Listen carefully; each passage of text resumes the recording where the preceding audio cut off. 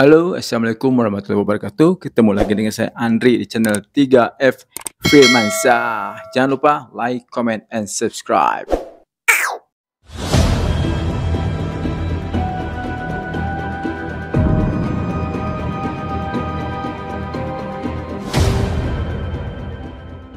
Halo, selamat siang Indonesia, selamat siang Jawa Barat, selamat siang Kota Tasikmalaya, kota tercinta kelahiran Andri Firmansyah Ane. Kali ini saya akan membahas tentang salah satu personil dari grup band fenomenal kembali ya. Dan dulu sempat saya bahas mungkin grup bandnya, lalu dulu terus vokalnya ya. Dan sekarang akan membahas tentang salah satu personilnya yaitu pemain gitar ya. Dan siapa dia? Mungkin dulu saya udah bahas Gun N' Roses ya untuk bandnya, lalu ada dari vokalnya Axl Rose. Dan sekarang saya akan membahas tentang Iggy Stradley.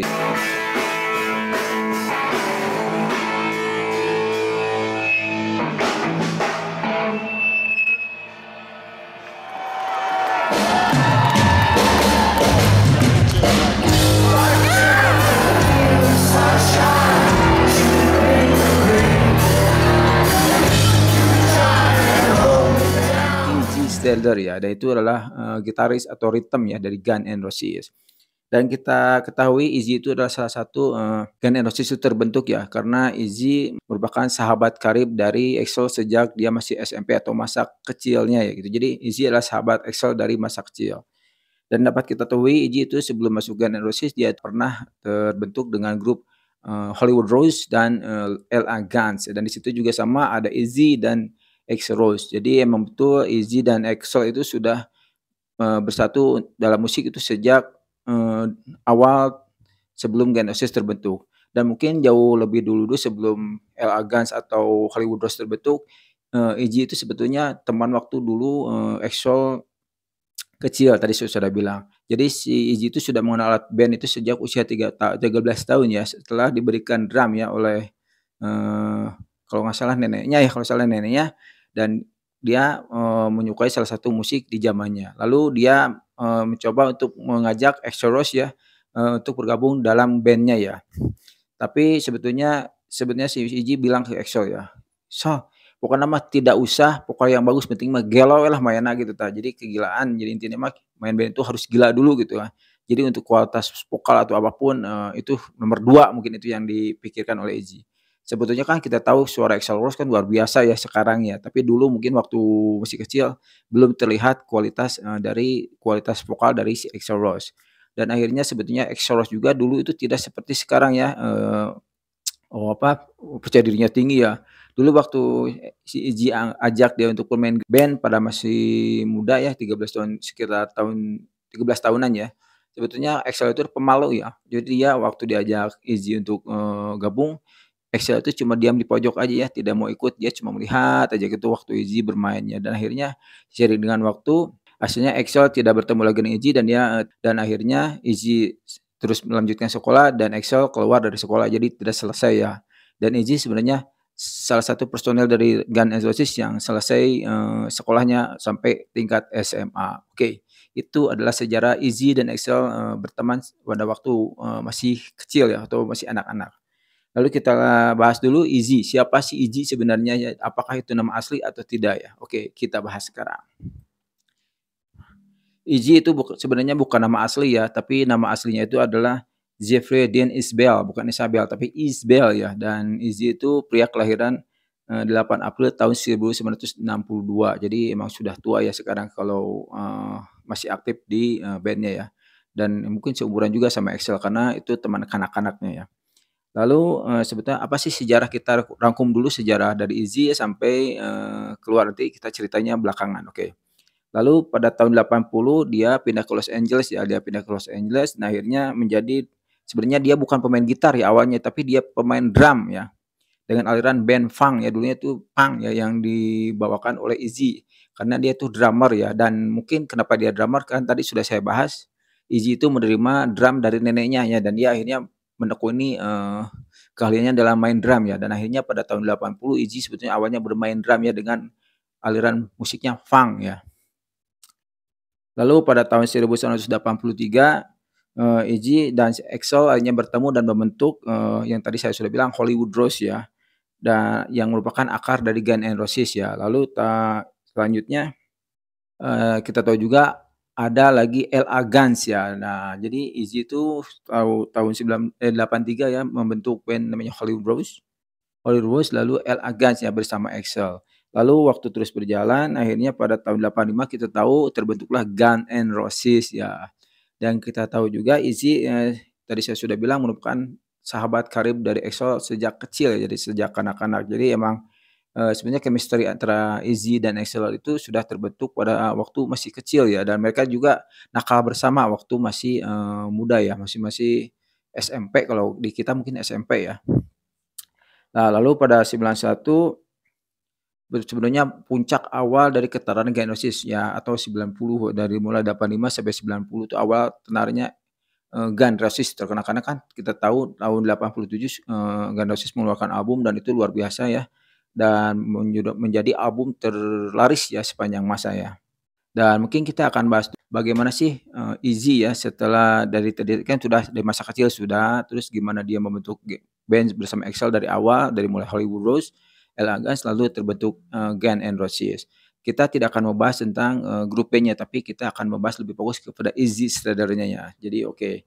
Jadi Izzy sebetulnya sejak, terbentuknya Guns N' Roses dan membuat album debut yang sangat luar biasa itu Appetite of Destruction ya. Lalu membuat album lagi, Use Your Illusion ya, double ya, Double Use Illusion 1 dan 2 ya, dan akhirnya dari situlah awal Izzy mulai, semangatnya untuk bermain band berkurang ya. Mungkin karena faktor ya karena kita tahu Izzy itulah ketergantungan alkohol dan narkoba ya. Dan mungkin tadi saya sudah bilang kita akan membahas tentang Izzy-nya ya, dan tadi saya bilang akan melakukan tur ya, akan melakukan tur yang Genosis pada tahun 89, Izzy itu sebetulnya sudah mulai tidak aktif bukan tidak aktif secara langsung, tapi dia sudah memperlihatkan karakter-karakter yang tidak mendukung Genosis untuk melakukan tur ya. Mungkin dia memang terkesan mungkin dalam hal karena narkotika dan alkohol itu mungkin dia terkesan penyendiri atau tidak suka keramaiannya. Dan mungkin ini awal cerita, Izzy ya keluar dari Guns N' Roses itu sebetulnya awalnya dia itu pada tahun 89 dia akan melakukan penerbangan dari Los Angeles ke Indiana ya, dan dia saat itu masuk ke pesawat dan dia di sana itu melakukan hal-hal yang dilarang oleh aturan yang ada di pesawat ya. Pertama dia melakukan, dia merokok ya di pesawat dan dia ditegur sama pramugari ya. Dan saat ditegur, Izzy justru memaki balik ya dan malah membentak pramugari itu malah untuk pergi ya. Dan hal itu membuat, pramugari mungkin melaporkan kejadian tersebut.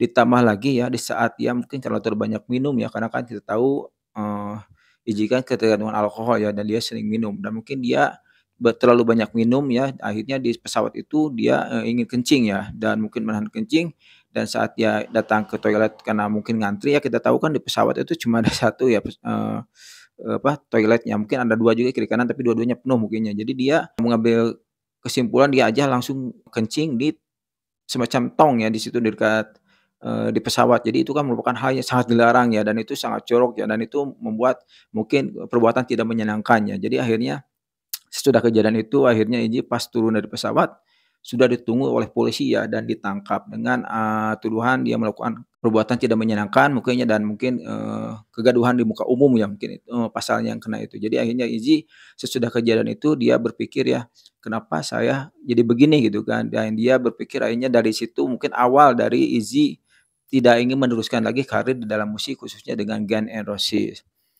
Dan di situlah titik balik dari seorang Izzy ya, dari dia merintis grup dari awal, ya dari mulai Hollywood Rose, Elegance, lalu Guns N' Roses, dan dari titik itu dia akhirnya berpikir, mungkin ya dia berpikir, "Kenapa saya menjadi begini ya?" Karena kan, sesuai cita-citanya dulu bermain musik itu halus dengan gembira kan, itu adalah, mungkin bukan cita-cita ya, jadi apa namanya, visi dari Izzy untuk, bermain musik ya. Jadi bermain musik itu harus, menjadikan suasana gembira ya, tapi yang terjadi sekarang Iji justru sebaliknya ya, dia menjadi ketergantungan narkoba, jadi alkoholik oge gitu kan. Dan akhirnya dia berpikir, kayaknya ada yang salah dengan diri saya ya. Dan dari situlah titik balik yang terjadi dan akhirnya dia tidak mengikuti tur yang dilakukan oleh Guns N' Roses ya, tur yang tadi saya bilang Use for Illusion juga tidak ikut dan itu menjadi tanda tanya pada fans-fans Guns N' Roses kenapa Izzy tidak ikut dalam tur tersebut. Padahal Izzy itu, yang menciptakan lagu Don't Cry ya, dan pada video klip Don't Cry juga Izzy tidak ada ya di situ ya, padahal kan Izzy salah satu yang membuat, lagu tersebut. Dan mungkin itu anggapan masyarakat atau anggapan fans ya, anggapan fans, Guns N' Roses kepada Eji, mungkin dia sudah tidak senang dengan grupnya atau dia tidak senang dengan, eee, pelaksanaan tur-tur yang dilakukan oleh Guns N' Roses ya.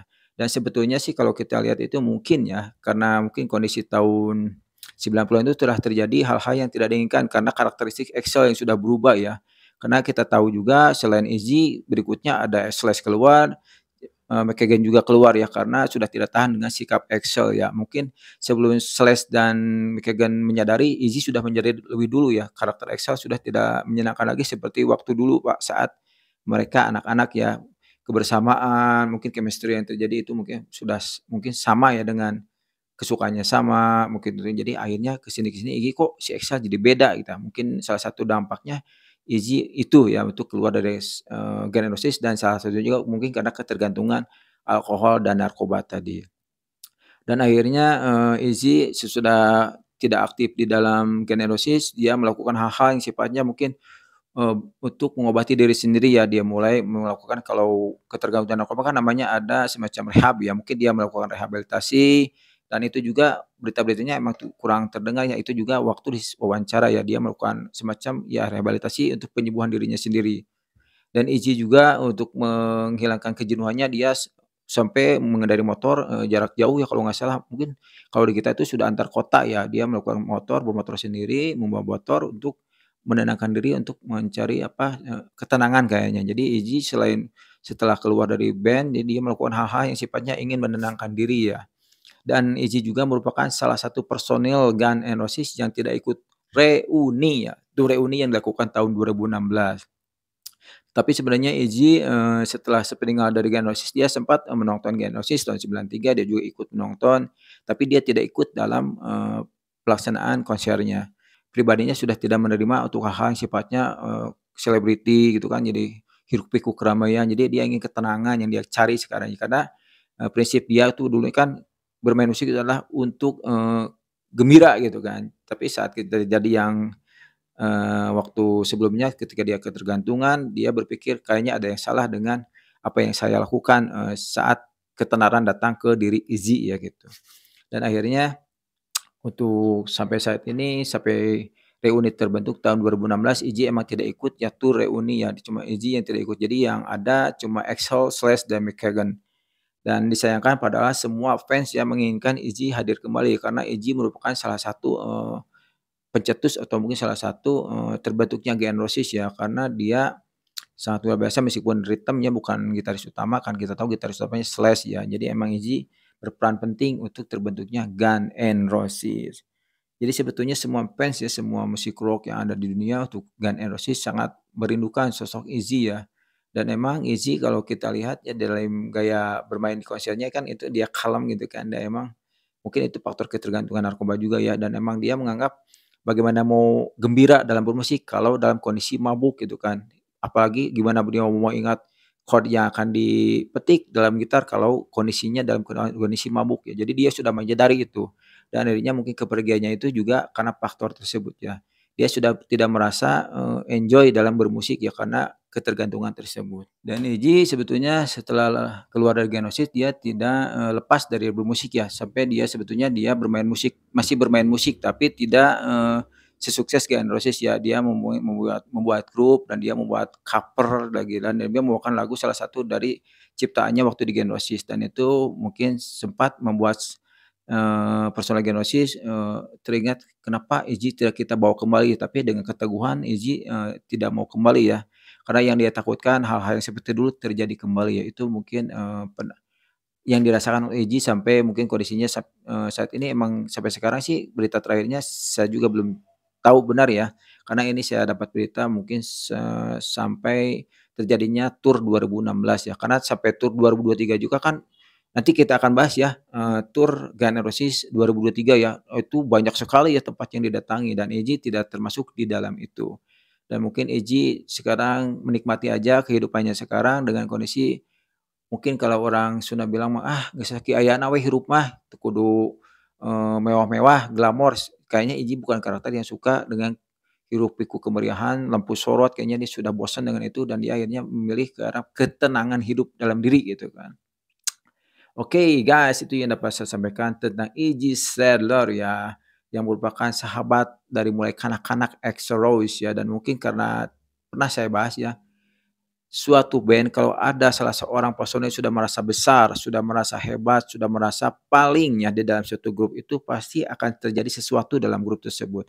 Dan ini terbukti ya kepada band ya yang merupakan band hebat ya, band di dunia udah mulai terkenal, band fenomenal ya, di mana sudah sampai terjual 30 juta kopi ya, itu kan luar biasa ya untuk sekelas band dan itu tuh merubah karakteristik sebenarnya sih saya rasa untuk maaf ya, kayaknya kesalahan secara keseluruhan di band ini adalah Axl Rose ya, karena sikapnya yang berubah ya.